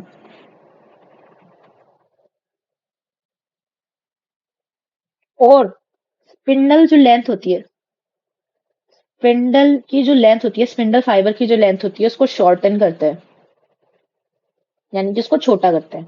तो ये इसके दो काम है। और एक क्वेश्चन हमारे पास प्रीवियस ईयर्स में आया हुआ है कि एपीसी अगर हमारे पास एब्सेंट हो जाए तो क्या होगा, एपीसी अगर सेल के अंदर प्रेजेंट ही नहीं होगा तो क्या होगा। तो एपीसी प्रेजेंट नहीं होगा मतलब कि सेग्रीगेशन नहीं होगा, मतलब कि जो सेंट्रोमियर है वो स्प्लिट ही नहीं होगा। तो यहाँ पे एनाफेज कंप्लीट हो गया। अभी हम करने वाले हैं टीलोफेज, यानी कि हमारा एंड फेज, टर्मिनल फेज। और यहाँ पे लाइन दी हुई है पहले कि at the beginning of the final stage of karyokinesis. अब ये यहीं पे कंफ्यूज कर रहा है कि beginning of the final stage of karyokinesis इतना लंबा सा लिखा है, इसका मतलब ये है एंड स्टेज ऑफ कैरियोकाइनेसिस, यानी कि यहाँ पर जो सबसे लास्ट जो फेज हो रहा है कैरियोकाइनेसिस का वो टीलोफेज है। तो टीलोफेज जो है वो क्या हमारे पास लास्ट फेज है। और इसके अंदर क्या होता है, रिवर्स ऑफ प्रोफेज, जो जो प्रोफेज के अंदर हुआ वो यहाँ पर उसका उल्टा होएगा, यानी कि वहां पर डिसइंटीग्रेशन होने लगी थी न्यूक्लियर मेम्ब्रेन की, तो यहाँ पे न्यूक्लियर मेम्ब्रेन वापस आने लग जाएगी। वहां पर हमारे पास में जो गोल्जी था, एंडोप्लाज्मिक रेटिकुलम था, वो सब गायब हो गया था, ये यहाँ पे रिफॉर्म हो जाएगा। तो डीकंडेंस, वहां पे कंडेंसेशन स्टार्ट हुई थी, यहाँ डीकंडेंस होने लग जाएगा। और वहां पे कोई जो सुप्रीम प्राइम स्टेज जो थी हमारे पास प्रोफेज के अंदर, जो तो वैसे ही अर्ली प्रोफेज में जो थी हमारे पास ऊन के गोले जैसी जो स्टेज थी, वैसी ही स्टेज यहाँ पे आने लग जाएगी। तो ये प्रोफेज का जस्ट रिवर्स है। तो यहाँ पे जो chromosomes cluster at opposite spindle poles, their identity is lost as discrete elements, यानी कि उसका जो ऐसे हमने डिस्क्रीट यानी कि बिल्कुल अलग एलिमेंट ऐसे दिख रहा था, वो गायब होकर उसकी आइडेंटिटी वो एक ऊन के गोले की तरह प्राइम स्टेज में दिखने लग जाएगा। जो न्यूक्लियर एनवलप होता है वो वापस आ जाएगा हमारे पास में जेनेटिक मटेरियल के पास। और जो न्यूक्लियोलस होता है, गोल्जी कॉम्प्लेक्स होता है, एंडोप्लाज्मिक रेटिकुलम जो वहां पे गायब हुआ था, ये यहाँ पे वापस से दिखने लग जाएगा। तो एंड ऑफ कैरियोकाइनेसिस है। और यहाँ पे अगर हम लोग लिख सकते हैं, ये क्या है हमारे पास में, ये कुछ भी स्पेशल नहीं है ऐसा, इसलिए यहाँ पे हम लिख लेंगे रिवर्स ऑफ प्रोफेज। जो जो प्रोफेज में हुआ उसका उल्टा ये यहाँ पे हो जाता है। तो टीलोफेज छोटा सा था तो ये कंप्लीट हो गया। तो टीलोफेज यहाँ पे हुआ, आप ये देख सकते हो टीलोफेज में थोड़ी इलोंगेशन आ गई है। अब आएगा हमारे पास साइटोकाइनेसिस, यानी कि साइटोकाइनेसिस यानी कि सेल डिवाइड कैसे करता है। तो कैरियोकाइनेसिस हो गया, अब साइटोकाइनेसिस आएगा। तो अब साइटोकाइनेसिस जो होता है ये दो टाइप का होता है, एक एनिमल्स में और एक प्लांट्स में। अब ये जो इतनी बड़ी राम कहानी है, इससे छोटा सा हम अच्छे से करने वाले हैं नेक्स्ट पेज पे, जो हम खुद करेंगे कि ये कैसे होता है। अब यहाँ पे लिख लेते हैं हम साइटोकाइनेसिस, यहाँ पे अच्छे से समझ आने वाला है। जो साइटोकाइनेसिस होता है यानी कि सेल डिवीजन, ये होता है हमारे पास में दो टाइप का। एक होता है हमारे पास एनिमल्स में, एक होता है हमारे पास प्लांट सेल्स। तो सबसे पहले हम एनिमल्स देख लेते हैं। तो जितना भी अगर हमने ये प्रोफेज टीलोफेज ये सब पढ़ा है, ये हमारे पास एनिमल्स का पढ़ा है हमने, क्योंकि हमने सेल के अंदर ही पढ़ा था कि सेंट्रियोल्स प्लांट्स में एब्सेंट होते हैं, जो सेंट्रियोल्स होते हैं वो एब्सेंट होते हैं। तो यहाँ पे और हमने जितने भी पढ़े हैं इसमें सेंट्रियोल्स का है, स्पिंडल फॉर्मेशन का है। तो ये सिर्फ एनिमल सेल्स का फीचर है, तो मैं बता देती हूँ ये चीज यहाँ पे। तो प्लांट सेल्स के अंदर यहाँ पे हमारे पास में सेंट्रियोल एब्सेंट होता है। सेल जो सेल चैप्टर था हमने वहां डिटेल में किया, वहां देख सकते हो। हमने प्लांट सेल और एनिमल सेल के अंदर डिफरेंस किया था, तब किया था। उसमें थोड़ा थोड़ा आइडिया हमने तब भी लिया था साइटोकाइनेसिस कैसे होता है दोनों के अंदर, क्योंकि वो डिफरेंस आता है एक। और यहाँ पे सेंट्रियोल हमारे पास प्रेजेंट होता है। तो एनिमल सेल के अंदर जो हमारे पास में साइटोकाइनेसिस होता है वो होता है हमारे पास में क्लीवेज फॉर्मेशन से, यानी कि जो हमारे पास में सेल होता है वो ऐसे इलोंगेट करके और ऐसे क्लीवेज बनती है, एक गड्ढा बनता है, एक फरो बनता है। तो ये जो गड्ढा बन रहा है, ये फरो बन रहा है, ये अंदर ऐसे बढ़ता जाता है, बढ़ता जाता है, और ये आपस में से डिवाइड होके दो सेल बन जाते हैं ऐसे। तो ये पेरिफेरी से सेंटर आ रहा होता है। तो इसका डायग्राम भी बना लेते हैं हम लोग यहाँ पर। तो ये ऐसे इलोंगेट करता है, ये न्यूक्लियस है, मैं एन लिख देती हूँ न्यूक्लियस के लिए। और ये यहाँ पे अंदर जा रहा होता है, और फिर क्या करता है, जो उसकी स्टेज आती है ऐसे, तो ये बिल्कुल ऐसे बन जाता है,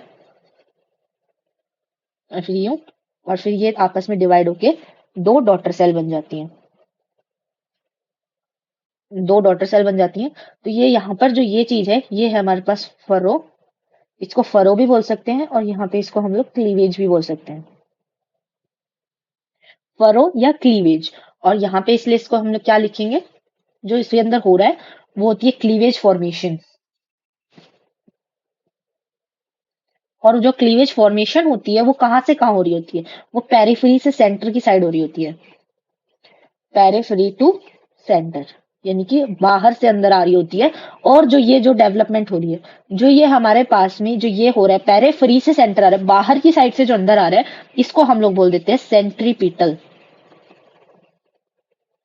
ये हो रही है सेंट्रीपीटल साइटोकाइनेसिस। ये कौन सी टाइप ऑफ साइटोकाइनेसिस है, सेंट्रीपीटल, यानी कि पेरिफेरी से बाहर आ रहा है, अंदर आ रहा है, मतलब बाहर से अंदर आ रहा है। तो पेरिफेरी में जो होता है, पेरिफेरी जो होता है वो पी से स्टार्ट होता है, सेंट्रीपीटल में भी पी आता है। तो इसको ऐसे याद करेंगे, क्योंकि हम ऐसे ही प्लांट्स के अंदर करने वाले हैं सेंट्रीफ्यूगल।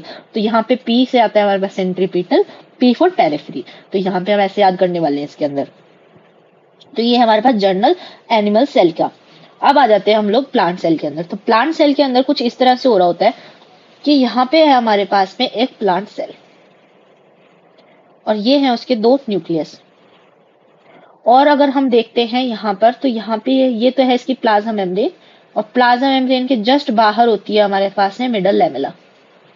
तो मैं यहाँ पे येलो से है वो है हमारे पास में मिडल लैमेला, मिडल लैमेला। और ग्रीन में जो है ये है हमारे पास में प्लाज्मा मेम्ब्रेन, और ये है यहाँ पे हमारे पास न्यूक्लियस।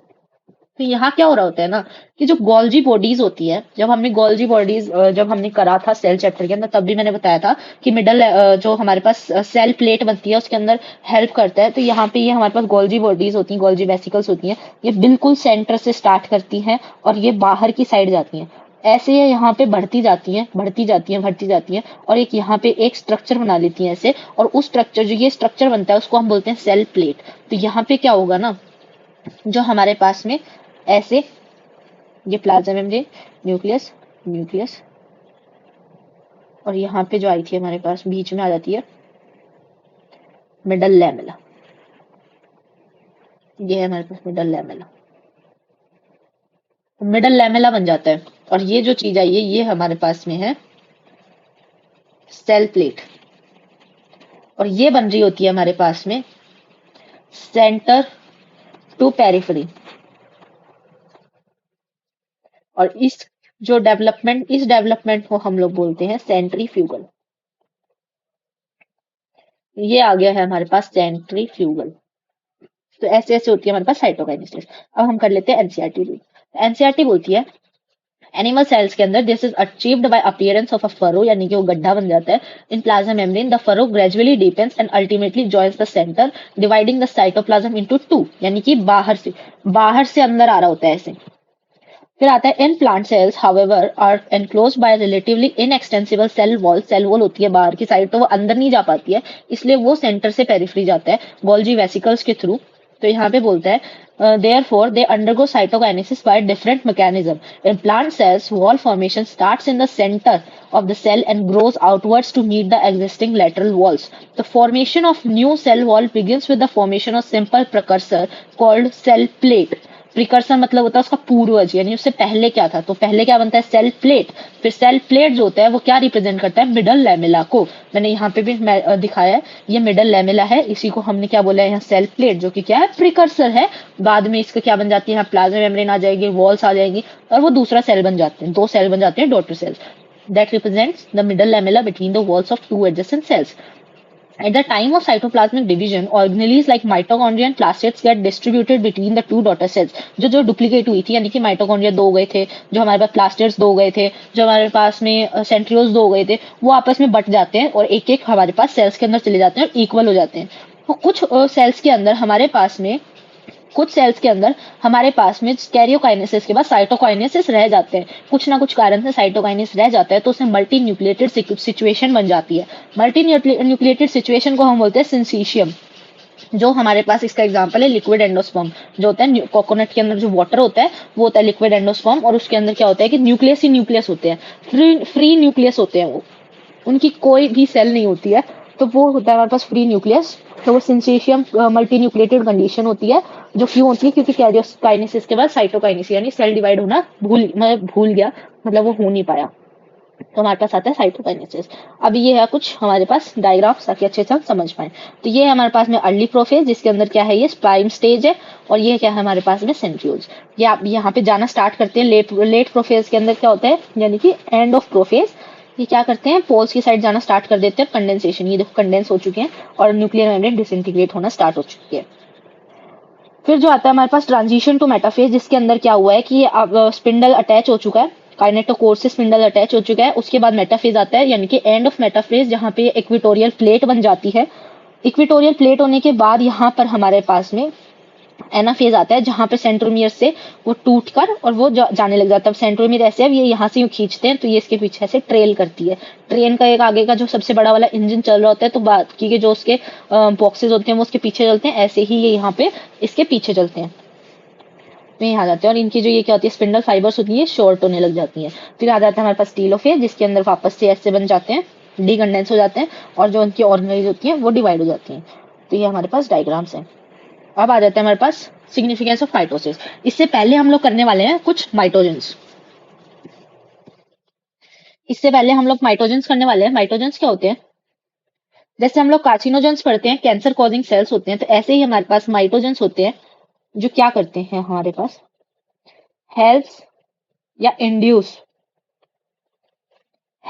इंड्यूस माइटोसिस, यानी कि माइटोसिस को प्रोमोट करते हैं। इसको यहाँ पे अगर ऐसे लिखना चाहें तो हम इसमें लिख सकते हैं प्रोमोट्स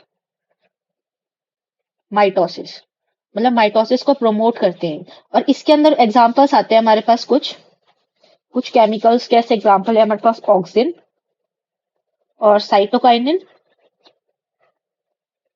और हमारे पास आता है जिब्रेलिन, और आता है हमारे पास में एनिमल्स के अंदर, ये तो है हमारे पास प्लांट्स में। एनिमल्स में आते हैं हमारे पास इंसुलिन, कुछ हॉर्मोन्स है जैसे इंसुलिन, स्टेरॉइडल हॉर्मोन्स, ये है हमारे पास एनिमल्स में। ये है हमारे पास नाइट्रोजन्स, ये इंपॉर्टेंट कई बार क्वेश्चन आ जाते हैं इनके ऊपर। अब आ जाते हैं हम सिग्निफिकेंस। सिग्निफिकेंस पे क्या है आएगा इसके अंदर, सिग्निफिकेंस में आएगा कि ये इंपॉर्टेंट क्यों है, क्यों इंपॉर्टेंट है माइटोसिस, क्या इसका रोल होता है। तो इसका रोल, माइटोसिस और equational division is usually restricted to the diploid cells only, जबकि कुछ लोअर प्लांट्स के अंदर ये हैप्लॉयड में भी हो जाता है, और कुछ इंसेक्ट्स में भी हैप्लॉयड में प्रेजेंट होता है। जो माइटोसिस होता है जनरली किसमें रिजल्ट करता है, इक्वल सेल्स में करता है, मतलब इक्वल जो बनता है वो बनता है, यानी कि उसके अंदर क्रोमोसोम, उसके अंदर ऑर्गेनेली सब इक्वल होता है। तो इसलिए क्या करता है, इसका मतलब क्या है, इसका मेन फंक्शन किस में काम आता है, ग्रोथ ऑफ मल्टीसेलुलर ऑर्गेनिज्म। तो इसका जो सबसे बड़ा एक फंक्शन आता है वो आता है ग्रोथ। क्यों, क्योंकि इसके अंदर सब सेल्स इक्वल आपस में सिमिलर दिख रहे होते हैं, तो इसका क्या है ग्रोथ। और क्या करता है ये कि हमारे पास में जो सेल ग्रोथ होती है ये रिजल्ट कर, मतलब इससे क्या हो जाता है कि कई बार साइटोप्लाज्म और न्यूक्लियस का रेशियो डिफरेंट हो जाता है, तो उसको इक्वल करने के लिए हमें ये जरूरत है। तो अगर दूसरा डिवीजन हम कर रहे होते हैं तो उसके अंदर कई बार क्या होता है साइटोप्लाज्म किसी में ज्यादा हो गया, किसी में जेनेटिक मटेरियल कम हो गया, तो वो चीज ना आए, इसलिए हम लोग ये करते हैं ताकि ये बिल्कुल इक्वल्स रहे। तो एक ये चीज इंपॉर्टेंट है। फिर यहाँ पे आता है एक सेल रिपेयर। सेल रिपेयर करता है मतलब कि जो हमारी स्किन में अगर वहां कोई इंजरी हो जाती है तो हमें वैसा ही तो सेल चाहिए जैसा पहले था या जैसा आसपास है, तो वो बिल्कुल इक्वल होना चाहिए, उसके लिए भी ये जरूरी है।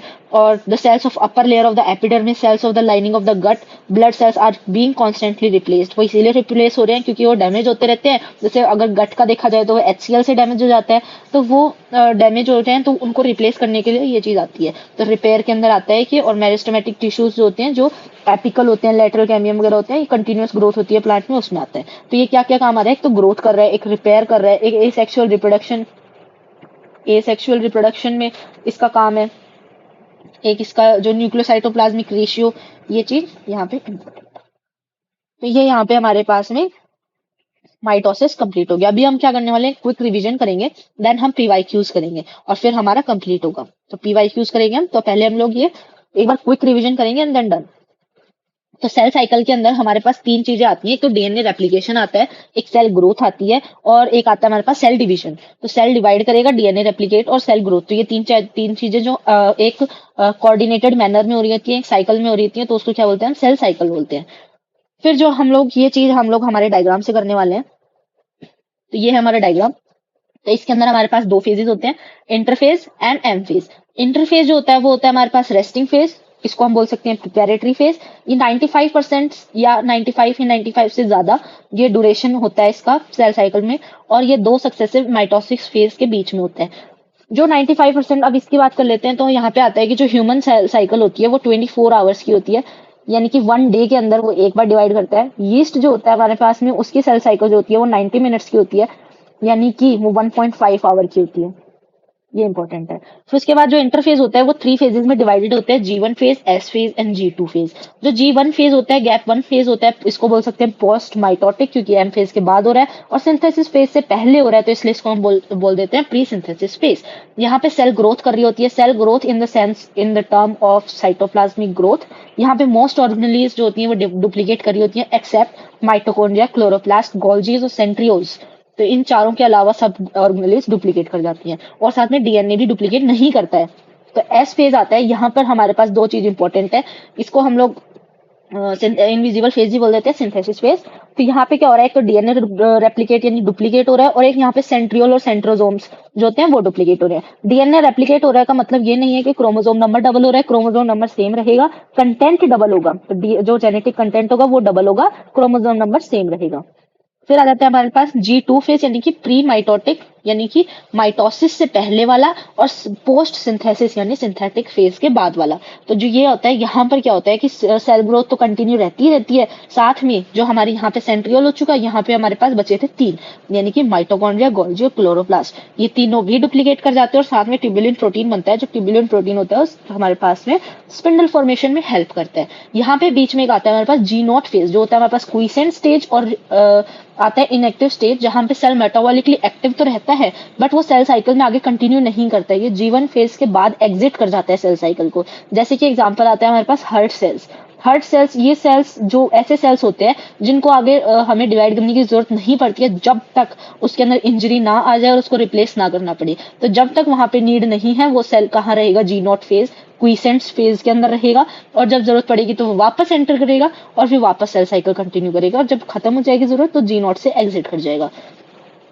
फिर हमारे पास आता है एम फेज। एम फेज के अंदर कैरियोकाइनेसिस प्लस साइटोकाइनेसिस होता है। तो एम फेज होता है, इसके अंदर आता है हमारे पास प्रोफेज, मेटाफेज, एनाफेज, टीलोफेज।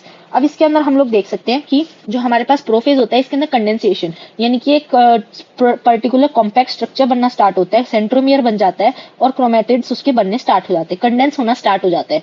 और जब कंडेंस होना स्टार्ट हो जाता है, तो और साथ में इसके एंड पे क्या होता है, जो यहाँ पे हमारे पास जो बना था एस्टर्स, 2 एस्टर प्लस स्पिंडल जो होते हैं वो बनाते हैं हमारे पास माइटोटिक अपैरेटस। जो हमारे पास सेंट्रियोल्स थे वो पोल्स पे जाना स्टार्ट कर देते हैं, और एंड ऑफ प्रोफेज पे सेंट्रोमियर आ जाता है। अर्ली प्रोफेज को हम स्पाइन स्टेज बोलते हैं, क्योंकि वहां पे कंडेंसेशन तभी स्टार्ट नहीं हुई होती है, वो ऊन के गोले जैसी दिख रही होती है, उसका एंड और स्टार्ट नहीं पता चलता इसलिए। और लास्ट में क्या होता है, Golgi complex, endoplasmic reticulum, nucleolus और न्यूक्लियर एनवलप सब गायब हो जाते हैं। फिर आता है मेटाफेज। मेटाफेज के अंदर कंडेंसेशन कंप्लीट हो जाती है। सबसे बेस्ट फेज है मॉर्फोलॉजी स्टडी करने के लिए। यहाँ पर जो स्पिंडल फाइबर्स अटैच हो जाते हैं काइनेटोकोर से, और उसके बाद जब तक एंड होता है तब तक वहां पर आ जाता है इक्वेटोरियल प्लेट। इक्वेटोरियल प्लेट पे आने के प्रोसेस को हम लोग यहाँ पे आ जाता है कंग्रेशन स्टेज। इक्वेटोरियल प्लेट का और मतलब और नाम है spindle equator, metaphasic plate. Spindle fibre जो होती है यहाँ पे बन जाती है, और वो क्या हो जाती है, इक्वेटर पे भी कॉन्ट्रैक्ट भी कर सकती है और रिलैक्स भी कर सकती है, ताकि वो इक्वेटोरियल प्लेट पे आ जाए। फिर आता है हमारे पास एनोफेज, जो होता है हमारे पास में शॉर्टेस्ट, और यहाँ पे शेप स्टडी कर सकते हैं। शेप्स हो सकती है यहाँ पास VLJI, और ये जो होती है यहाँ पे क्या होता है कि जो सेंट्रोमियर होता है वो स्प्लिट हो जाता है और अपोजिट पोल्स पे जाना स्टार्ट कर देता है, यानी कि यहाँ पे जो स्पिंडल फाइबर की लेंथ होती है वो शॉर्ट होनी स्टार्ट हो जाती है। और इसके अंदर जो केमिकल यूज होता है वो होता है APC, एनाफेज प्रोमोटिंग कॉम्प्लेक्स। जो क्या करता है, हेल्प करता है सेग्रीगेशन ऑफ क्रोमोसोम। फिर आता है टीलोफेज। टीलोफेज क्या है, रिवर्स ऑफ प्रोफेज। टीलोफेज के अंदर मतलब प्रोफेज में जो हुआ उसका उल्टा हो जाएगा, यानी डीकंडेंसेशन ऑफ क्रोमोसोम हो जाएगा और यहाँ पे न्यूक्लियर एनवलप आ जाएगा और जो यहाँ पे न्यूक्लियोलस गोल्जी कॉम्प्लेक्स और ईआर जो हुए थे वो वापस से बन जाएंगे और यहाँ पे फिर क्या जाता है, साइटोकाइनेसिस। जो हमारे पास एनिमल्स थे उनके अंदर तो था हमारे पास में सेंट्रीपिटल, यानी कि पेरिफेरी से सेंटर तक आना, जिसके अंदर क्लीवेज फॉर्मेशन हो रही थी और फरो फॉर्मेशन हो रहा था। फिर आता है जो हमारे पास प्लांट सेल्स थे उनके अंदर हो रहा था हमारे पास सेंट्रीफ्यूगल, जो सेंटर में गोल्जी वेसिकल्स एक्यूमुलेट होकर सेल प्लेट बना रहे थे और फिर वो वहां पे सेंटर से पेरिफेरी जा रहे थे, यानी कि सेंट्रीफ्यूगल हो रहा था। फिर उसके बाद कुछ सेल्स ऐसे होते हैं जिसके अंदर कैरियोकाइनेसिस के बाद साइटोकाइनेसिस नहीं हो पाता है, तो उस जो मल्टीन्यूक्लियर सिचुएशन बन जाती है उसको हम बोल देते हैं सिंसीशियम। जो एग्जांपल है हमारे पास लिक्विड एंडोस्पर्म इन कोकोनट। तो ये हमारे पास में क्विक रिवीजन। और अब हम करने वाले हैं पीवाईक्यूज। तो अब हम करेंगे पीवाईक्यूज, देखते हैं क्या क्या है। तो पीवाईक्यूज में ही बोल रहा है, फ्रूट फ्लाई होती है जो, उसके अंदर 8 क्रोमोसोम होते हैं। Fruit flies 8 chromosomes 2n in each cell during interphase of mitosis if the number of chromosome at G1 phase is 8। G1 पे हमारे पास है 8, G1 पे हमारे पास 8 है। What would be the number of chromosome after S phase? Chromosome का number तो change होता ही नहीं है एस फेज में, नंबर तो सेम ही रहते, तो यहाँ पे हमारे पास 8 आएगा, 8। जो सेंट्रियोल होता है वो अंडरगो करता है डुप्लीकेशन ड्यूरिंग। तो हमारे पास में G1 फेज के अंदर सारी ऑर्गेनेली डुप्लीकेट करी थी except mitochondria, chloroplast, Golgi apparatus and centriole. तो सेंट्रियोल हमारे पास कर रहा था एस फेज में डीएनए डुप्लीकेशन के साथ। Which of the following is the quiescent stage of cell cycle, that is G0, G0। फिर आता है हमारे पास में मैच द फॉलोइंग, 2023 का क्वेश्चन है। ये बोल रहा है एम फेज। एम फेज क्या है हमारे पास में, जो हमारे पास आता है देखते हैं हम लोग। पहले हम देख लेते हैं क्वीसेंट स्टेज। तो क्वीसेंट स्टेज तो हमारे पास इनएक्टिव फेज आ जाता है, तो हमारे पास सी का 2 यानी कि फोर्थ ऑप्शन मैच कर रहा है। बाकी मैच कर लेते हैं एक बार हम। ए का बोल रहा है फोर्थ, एम फेज का बोल रहा है equational division correct. Mitotic phase है, माइटोटिक क्या है, माइटोसिस इज इक्वेशनल डिवीजन। फिर उसके बाद आता है हमारे पास बी, यानी कि बी का 1 बोल रहा है G2 फेज, यानी कि प्रोटीन का सिंथेसाइज, ट्यूबुलेंट प्रोटीन बन रहा था, ठीक है। फिर उसके बाद बोल रहा है डी का 3, यानी कि G1 फेज का बोल रहा है interval between mitosis and initiation of DNA replication, यानी कि ये बोल रहा है यहाँ पे एम फेज, और यानी कि post mitotic and pre synthetic. ये कौन सा हमारे पास G1, तो फोर्थ ऑप्शन। ये बोल रहा है 2015 ही क्वेश्चन है, a somatic cell that has just completed S phase of the cell cycle as compare to gamete of the same species has. तो ये क्या बोल रहा है कि ये थोड़ा एक क्वेश्चन घुमाने वाला है। अब ये देखो यहाँ पे गैमेट दिया हुआ है, यहाँ सोमैटिक सेल दिया हुआ है। तो अगर गैमेट होता है एन, गैमेट हमारे पास एन ही होता है और सोमैटिक सेल होता है हमारे पास 2n। तो गैमेट एन होता है, सोमैटिक सेल 2n होता है। तो ये क्या बोल रहा है, ये बोल रहा है कि जब हमारे पास एस फेज था, अगर हम गैमेट के लिए देखें तो एस फेज के अंदर कंटेंट तो एन है और पहले क्या था 2c, इसके अंदर ले लेते हैं हम 2c और यहाँ पे हम लोग c ले लेते हैं, सी। तो इसके अंदर अगर हम गैमेट की बात कर रहे हैं तो गैमेट की बात करेंगे तो यहाँ पे आएगा हमारे पास में 2c। और अगर यहाँ पे सोमैटिक की बात करेगा यानी कि 2n की बात करेगा तो 2n तो रहेगा ही रहेगा, यानी क्रोमोसोम का नंबर तो डबल रहेगा ही रहेगा। तो सेम नंबर के लिए गलत और 4 टाइम्स के लिए भी गलत। तो क्रोमोसोम तो सेम रहेगा और यहाँ पे कंटेंट, अगर यहाँ पे कंटेंट हमारे पास 2 है, यहाँ पे 2n है, यानी कि यहाँ 2c है, तो यहाँ हो जाएगा हमारे पास 4c और कंटेंट हो जाएगा इसका 4 times, twice the number of chromosome, 4 times the amount of DNA. ये इंपॉर्टेंट क्वेश्चन है, अच्छा क्वेश्चन है। During the cell growth DNA synthesis takes place in S phase और सेंट्रियोल भी डुप्लीकेट होता है। डीएनए रेप्लिकेशन इन बैक्टीरिया यह होता है बाइनरी फ्यूजन, यहाँ पे होती है एसेक्सुअल। तो इस एस फेज कहाँ हो रहा है, एस फेज तो हमारे पास में यूकैरियोट्स में करा था हमने और यहाँ पे नहीं होता। एस फेज में स्पिंडल्स वगैरह बना लिए थे हमने और वो सब कुछ था, तो ये यहाँ नहीं होता। और न्यूक्लियोलस तो होता ही नहीं है बैक्टीरिया में, just before transcription, transcription is RNA बनना, तो यहाँ आएगा आंसर प्रायर टू फ्यूजन। फिर spindle fibers are attached on to kinetochore, यहाँ ये दे दिया, गलत है, टीलोमियर कुछ नहीं है, तो ये भी नहीं। Kinetochore of the chromosome. फिर इसके बाद आता है correct sequence of phases of cell cycle. तो सबसे पहले आता है हमारे पास में G1S G2M, सही है। और चेक कर लेते हैं माइटोटिक G1 G2, ये पहले आना था, ये गलत। G1 G2 नो, ये आना था। S G1 ये भी गलत, फर्स्ट ऑप्शन। G1 फेज के लिए हमें बताना है, तो reorganization of all cell components take place, the cell is metabolically active and grows but do not replicates its DNA, सही है, ये सही है। क्योंकि मेटाबॉलिकली एक्टिव तो होता ही है बट उसके अंदर डीएनए रेप्लिकेट नहीं होता, वो एस फेज में होता है, एस फेज में होता है ये। और nuclear division takes place, no. और डीएनए सिंथेसिस, ये भी गलत, ये चीज सही है। अब हमें बताना है assertion reason. The growth of a multicellular organism is due to mitosis, that is correct. हमने ग्रोथ करा था सिग्निफिकेंस में, और mitosis is also called equational division as it offers genetic stability, यानी कि जेनेटिक स्टेबिलिटी का मतलब है यहाँ पर हमारे पास न्यूक्लियोसाइटोप्लाज्मिक रेशियो जो होता है वो इक्वल रहता है, तो दैट इज आल्सो करेक्ट। और ये इसका correct explanation, yes that is correct. क्यों है ये ग्रोथ? तो ये ग्रोथ के लिए क्यों सही है? माइटोसिस ग्रोथ कराने के लिए क्यों सही है? ये इसलिए सही है क्योंकि ये जेनेटिक न्यूक्लियोसाइटोप्लाज्मिक रेशियो को सही रखता है, इक्वल रखता है, इसीलिए सही है। एस फेज के अंदर जो अमाउंट ऑफ डीएनए वो डबल हो जाता है। Amount of DNA remains the same, no. Chromosome number is increase, no. Amount of DNA is reduce to half, no, it's doubles. Which of the following never occurs during mitotic cell division? Coiling and condensation of chromatids होता है, spindle fibers attached to kinetochore होता है, movement of centrioles towards opposite pole होता है, pairing of, ये हम करने वाले हैं meiosis में और ये नहीं होता है माइटोसिस में। फिर ये बोल रहा है attachment of spindle fibers to kinetochores of chromosome become evident in, कब जुड़ता है ये जुड़ता है मेटाफेज के अंदर, अर्ली मेटाफेज के अंदर। इसका एक आंसर मेटाफेज। फिर आता है cells in G naught phase exit the cell cycle, और कब एग्जिट करता है? G1 फेज के बाद एग्जिट करता है। Among eukaryotes replication of DNA takes place in S phase.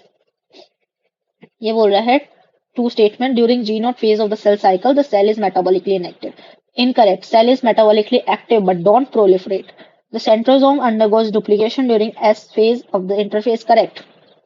So statement 1 is incorrect and statement 2 is correct. फिर बोल रहा है कि मैच करना है हमें मेटाफेज, ये क्या है? Alignment of chromosomes. और G1 फेज यहाँ पे हो रही है साइटोप्लाज्मिक ग्रोथ, हमने ग्रोथ करी थी और मैंने बोला था इन टर्म्स ऑफ साइटोप्लाज्मिक ग्रोथ। तो G1 का आएगा, ए का आएगा 3, ए का 3, 2 ऑप्शन, तो ये गलत, ये गलत। फिर बोल रहा है एस फेज, यहाँ पे डीएनए रेप्लिकेशन हो रहा है। यहाँ आ रहा है हमारे पास बी का 2, this one.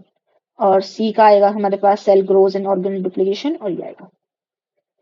Some cell dividing cells exit the cell cycle and enter vegetative in active stage. This is called quiescence. This process occurs at the end of G1 phase. फिर है हमारे पास question, air cell at telophase stage is observed by a student in a plant bought from the field. He tells his teacher that his cell is not like other cells at telophase. There is no formation of cell plate and thus the cell is containing more number of chromosomes as compared to the other dividing cells. मतलब उसमें cell plate नहीं हुई, यानी कि karyokinesis के बाद cytokinesis नहीं हुआ, यानी कि उसके अंदर वहां पे आ गई सिंसीशियम स्टेज आ गई है, यानी मल्टी न्यूक्लिएट स्टेज आ गई है, तो इसको ही बोलते हैं पॉलीप्लॉइडिंग। ये हम लोग करने वाले हैं जेनेटिक्स के, जो हमारे पास चैप्टर आएगा molecular basis of inheritance class 12 में, हम वो करेंगे, उसमें करेंगे अच्छे से। फिर आएगा हमारे पास anaphase promoting complex APC is a protein degradation machinery necessary for proper mitosis of animal cells, यानी कि सेग्रीगेशन ऑफ क्रोमोसोम्स में हेल्प करता है। If APC is defective in human cell, क्या होगा अगर एपीसी एब्सेंट हो गया तो क्या होगा? तो क्रोमोसोम विल नॉट सेग्रीगेट, क्योंकि काम इसका सेग्रीगेशन ही है, और सेग्रीगेशन का काम नहीं करेगा तो फिर क्या होगा? सेग्रीगेट ही नहीं होगा। ये बोल रहे हैं कि जो स्टेज दिखाई गई है पिक्चर में, which stage is it and what are its characters. ये तो है किस पता है, एक लाइन के अंदर है तो मेटाफिजिक, प्लेट में मेटाफिज है। Spindle fibers attach to kinetochore, centre में स्प्लिट, तो स्प्लिट किसमें होता है? एनाफेज में, तो ये तो गलत है। तो हमें पता ही है मेटाफेज में तो है ही, तो ये दो ऑप्शन तो है ही नहीं। तो metaphase chromosomes move to the spindle equator, chromosomes made up of 2 sister chromatids, correct. During the metaphase stage of mitosis, spindle fibers attach to chromosome at kinetochore. Stage in cell division is shown in the figure, क्या है ये? Telophase है। Select the answer which gives the correct identification, तो ये telophase है, यानी कि ये दो तो गलत हो ही गए। Endoplasmic reticulum and nucleus are not reformed yet, no, ये बन जाते हैं। Nuclear envelope reform, Golgi complex reform, prophase का उल्टा। Which of the following option gives the correct sequence of the events during mitosis. तो माइटोसिस के अंदर क्या क्या होता है? कंडेंसेशन होता है पहले, फिर न्यूक्लियर मेम्ब्रेन डिसअसेंबली होती है, फिर अरेंजमेंट ऑफ द इक्वेटर यानी मेटाफेज, फिर एनाफेज दिया हुआ है, सेग्रीगेशन भी एनाफेज, टीलोफेज, तो यही आएगा आंसर। क्रॉसिंग ओवर ये सब उसके अंदर है, ये है क्रॉसिंग ओवर होता है मियोसिस में। कंडेंसेशन, सेग्रीगेशन, अरेंजमेंट है देखिए पहले आता है, condensation, nuclear membrane disassembly, crossing over, फिर आगे गलत, तो इसका आंसर आएगा यही आएगा। अब पूछा metaphase, which of the following is incorrect? Complete disintegration of nuclear envelope, correct. Chromosomes are highly condensed, correct. Metaphase chromosomes are made up of 4 sister chromatids held together by centromere. No, they are यहाँ होते हैं to sister chromatids होते हैं। ये answer आएगा। Chromosomes lie at the equator of the cell. During which phase of the cell cycle the amount of DNA in a cell is 4C level if initial is 2C, यानी कि G1, S, G2 and M phase। G1 के में तो अगर हमारे पास 2C थी तो S के अंदर होगी हमारे पास 4C, G2 में होगी 4C और M फेज में डिवाइड होकर 2C बनेगी। तो यहाँ पे पूछा है इसने कब होगी, 4C कब होगी, तो G2 एंड S में होगी। और M फेज के अंदर साइटोकाइनेसिस से पहले कैरियोकाइनेसिस में होगी। यहाँ पे आएगी हमारे पास में G2, ये गलत ये गलत, G2 and M, G2 and फिर M फेज के अंदर लास्ट में साइटोकाइनेसिस में जाके और हाफ हो जाती है, यानी कि 2C हो जाएगी। तो M फेज में नहीं आएगा तो इसका आएगा only G2। Select the incorrect statement with reference to mitosis. Splitting of centromere occurs at anaphase. That is correct. Incorrect पूछा. All the chromosomes lie at the equator at metaphase. Correct. Spindle fibers attached to centromere. No, they are attached to kinetochore. यहाँ आएगा हमारे पास kinetochore. Chromosomes decondense at telophase. Correct. Doubling of number of chromosomes can be achieved by disrupting the mitotic cell division soon after. ये बोल रहा है कि जब अगर हम लोग doubling of number of chromosome, यानी कि क्रोमोसोम डबल कब होगा, जब उसके अंदर साइटोकाइनेसिस जो होगा वो नहीं होएगा। साइटोकाइनेसिस कब नहीं, किसके बाद नहीं होगा, अगर हम उसको छोड़ देंगे तो यहाँ पे ये बोल रहा है कि साइटोकाइनेसिस किसके, अगर हम किसके बाद ऐसा छेड़ें कि वो किसके बाद हम उस प्रोसेस को छेड़ें, उसको डिस्टरप्ट करें कि वो वहां पे साइटोकाइनेसिस ना हो। तो साइटोकाइनेसिस किसके बाद होता है, टीलोफेज के बाद होता है। अगर हम टीलोफेज को डिस्टरप्ट कर देंगे तो वहां पे हमारे पास डबल आ जाएगा, तो इसका आंसर आएगा टीलोफेज। ये यहाँ पे हमारे पास कंप्लीट हो गया। तो यहाँ पे अभी हमने काफी एक थोड़ा ज्यादा ही लंबा ब्रेक हो गया था, तो ब्रेक को हम लोग, जो हमारा ब्रेक हुआ उसको हम कंपनसेट कर लेंगे और मैं वीक में ज्यादा वीडियोस डाल दूंगी रेगुलर, और हम उसको कंपनसेट करेंगे पक्का से। और यहाँ पे कंप्लीट हो गया हमारा माइटोसिस।